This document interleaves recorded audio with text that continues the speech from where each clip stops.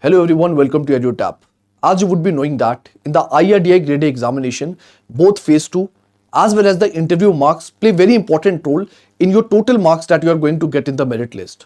And if you talk specifically with respect to Phase 2, we know that it is purely descriptive in nature, and descriptive writing is something that you cannot afford to skip. So in this video, we are going to talk about specific strategies that you can adopt as a part of your preparation in order to overcome the challenges with respect to the descriptive writing. But before we do that, as you can see in this footer banner, that PYQ play a very important role as a part of your preparation. It helps you to understand the trends and pattern with respect to the examination. So what you can do, you can go to the description box and you can download the PYQs, which will definitely help you to refine your strategy. Now let us talk about the descriptive writing strategy, how basically you can target it. But before we directly jump over that, first of all, let us see that what does the notification of IRDAI says about the Phase 2 examination. Now, if you see the Phase 2 syllabus, over here it is precisely written that there are 3 papers. We all know that: English, ESI impacting insurance, and insurance and management. And all 3 are purely descriptive in nature. Another piece of, I would say, significant information that is highlighted in the notification is that the weightage of the Phase 2 descriptive examination and the interview will be 85:15, which basically means that the descriptive examination, which is your Phase 2, is going to be the dominant factor as far as your final selection is concerned. So that is why this Phase 2 is very important, and you cannot take this descriptive writing very much lightly. Now, if we move further, what is the strategy that you can adopt in order to enhance your preparation? Because a lot of students ask me, sir, what is the right time that they should start preparing for Phase 2? Should they start preparing for Phase 2 once they are able to clear the Phase 1 examination? My answer is no.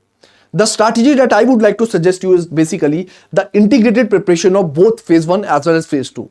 Now, what do you mean by integrated preparation? Integrated preparation basically means that before the date of notification of IRDAI is announced, up till that time, what you have to do, you have to prepare for both Phase 1 as well as Phase 2 simultaneously. And what should be your target? Your target should be that you should be able to at least cover 70 to 80% of the Phase 2 syllabus.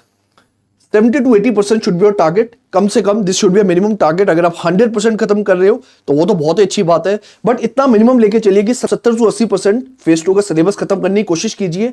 Apart from that, what is going to be the advantage? What is going to be the benefit of that? Once the notification is announced, what you have to do, you just have to exclusively focus on Phase 1 only. Fine. Once the notification is announced, forget Phase 2 and just focus on Phase 1. And once you are able to clear Phase 1, you are going to get around 30 days. Now, within this 13 days, if you are somebody who is thinking that I'm going to cover the Phase 2 preparation within this 30 days only, I would say that that is not feasible. That would not be a right approach. So what you will be doing if you have followed this integrated strategy, basically in this period, that after Phase 1, you will be just revising, you will be doing answer writing practice, and you will be focusing on the value addition. And that is going to be a smart approach and well enhanced strategy as a part of your preparation. So please keep this thing at the back of your mind, that your preparation is well integrated and you are preparing for Phase 2 before the Phase 1 only. I hope it is clear to everyone. Now the next thing, few important tips as far as the descriptive writing is concerned. The first is that write at least 2 answers a day. अब 2 answers ज़्यादा नहीं है मुझे लगता है, क्योंकि if you compare this exam with other exams like RBI and NABARD, where you actually have to type the answers, over here you have the, I would say, liberty to write the answers, and the number of words that you have to write is for around 250 words. Sometimes 80 words question is asked, sometimes 100 word question is asked. So unlike RBI and NABARD type papers, basically the number of words that you have to write here are much lesser. So you can afford to write at least 2 answers a day. It will help you with answer writing practice. You can give mock tests also.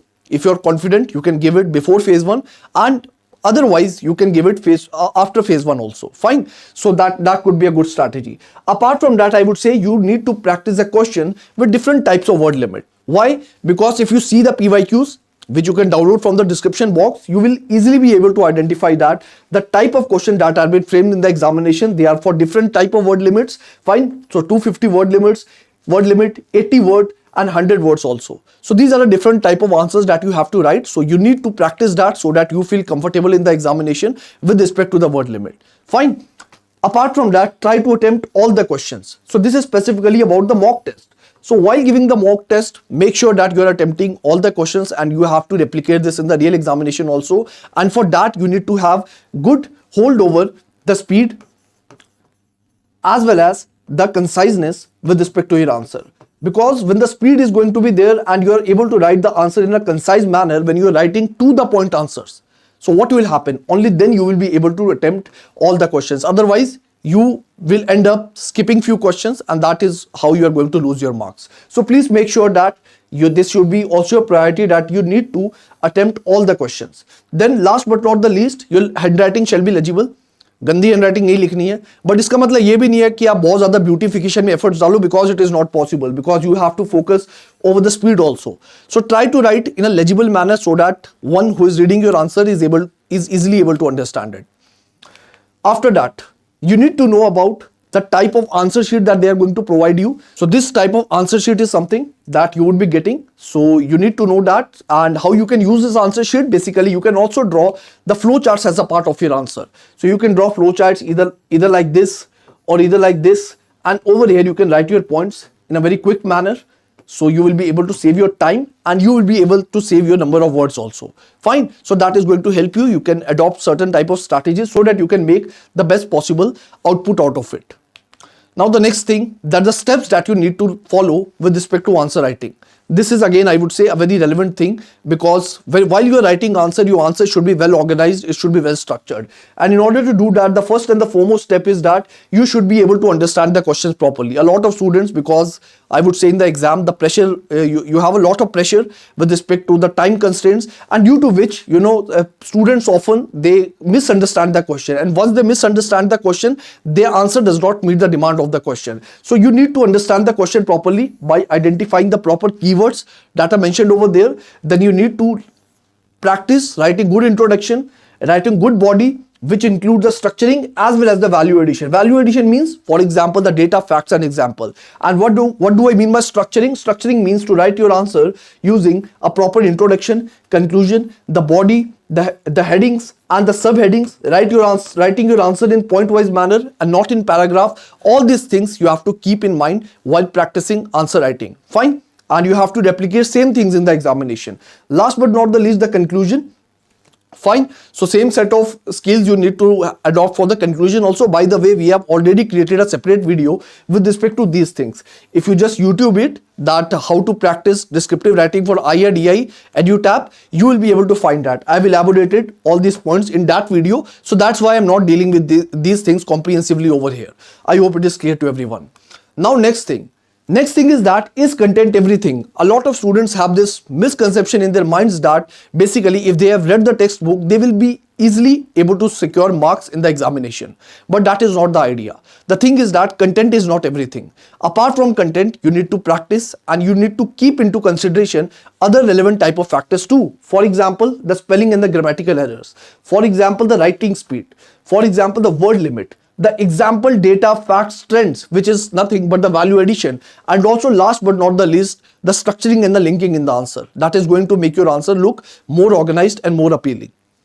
Now the next thing, few certain type of cheat codes. So for example, you can create the outline of your answer beforehand. I would say you should try to dedicate around 15 seconds, 10 to 15 seconds in order to draw the outline. You don't have to use the pen and paper for that. You have to practice in such a manner that in your mindset only, you are able to draw this outline, that what all points you have to write. At least the main headings that you have to frame as a part of your answer. Then prepare ready-made introduction and conclusion. This is something I would strongly suggest for those topics which are very much static in nature. For that, you need to have ready-made introduction and conclusion. How it will help? It will help you to write quality answers within minimum amount of time. Fine. So you need to have such ready-made content for certain type of topics. Add value to your responses, which is nothing but the value addition. I've repeated it multiple times. And last but not the least, the proofreading, so that you can cross-check any kind of spelling errors if it is there. Then apart from that, let us say you want to add a certain small point later on, you can do that also. Fine. So proofreading is something just cross-checking, so that if you have made any minor errors, you can correct them, you can rectify them. Fine. So last but not the least, which is the English part. So English part, I would say you should take full advantage of this paper, because this paper is easier as compared to the other two papers. So you will find questions related to reading comprehension. You need to practice that. Then there is practice writing. you need to practice. Then the essay writing, ये तीन तो हर exam में पूछी जाती है. आप RBI का दो, नाबार्ड का दो, different exams, they demand these type of questions that you have to write as a part of your answer. Fine. Apart from that, these are two additional areas. Expansion statement, where they are going to provide you a statement and you have to expand that topic. You have to write few words on it. And the letter writing also, both formal as well as the informal. So both of them, both these type of letters you have to practice as a part of this English. And I would say ये तो सबसे ज़्यादा scoring है, तो इससे इसको आपको lightly लेना चाहिए. At least I would say कि आपको इसको as an advantage use करना चाहिए, so that you can get the competitive edge in the examination. I hope it is clear to everyone. Now, after this, what I would like to do, I would like to show you that how EduTap can help you as a part of your journey as far as your preparation with respect to IRDAI Grade A is concerned. So you can see, if you go to a website edutap.in, and if you go to the courses, and if you open IRDAI Grade A courses, you can see it over here that what type of courses do we provide. So we are going to provide you video lectures, recorded lectures. We are going to provide you live classes also. Fine. So you can look at here. We are going to provide two type of courses. First is the gold course, which includes both phase 1 and phase 2 content. And let us say you are somebody who thinks that I am very much confident about phase 1. I know quants, I know reasoning, I know English, and I don't want a separate course for that. So what you can do, you can go for silver course also, which is exclusively for the phase 2 preparation. It is going to include the live classes, the chapter wise test, the sectional test, the full length test, the solve previous year questions, and the weekly mentor talks also. Fine. So all these things are going to provide it. Currently a discount coupon is going on, which is you just have to use this code FLASH and you will be able to avail 71% discount. And the course is available for the multiple validities, 12 months, 18 months and 24 months. Whatever suits you, you can go for it. Fine. So I hope the session was effective as a part of your preparation. If you want to make us other videos also on different type of topics, you can comment it down. Fine. And we would love to address all your queries. So thank you so much and all the best.